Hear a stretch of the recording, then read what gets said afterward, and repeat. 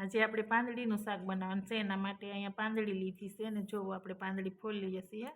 આ પાંદડીને કઈ રીતના આપણે ઉતારવીને આ છે ને પાંદડીમાંથી આપણે આવા સોયટલા હોય ને એ ઉતારી નાખવાના હોય ને ત્યારે હે ને શાક ના સારું બને.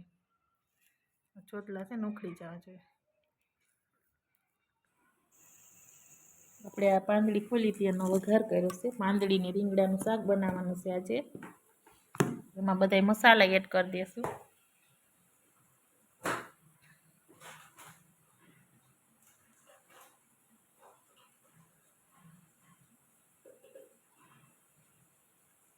ચટણી, હળદર, મીઠું, લીલું લસણ ખાંડીને નાખશું.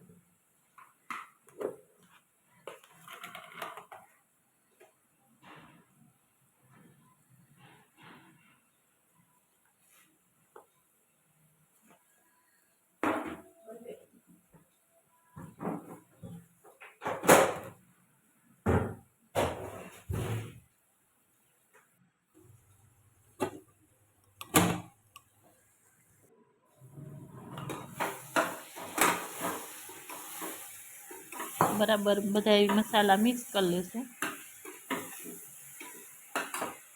શાકને એકદમ મિક્સ થઈ જાય શાકમાં મસાલા.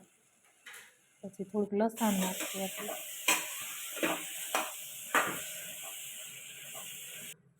થોડીક વાર તેલમાં સળવા દેવાનું છે. પછી થોડુંક પાણી નાખવાનું.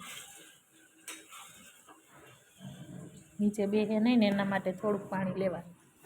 પાણી નાખીને હવે કુકર બંધ કરી દેવું. 3 થી 4 સીટી થાય ત્યાંથી સળવા દેવાનું. આ બાજુ રોટલા બનાવી લેશું આપણે.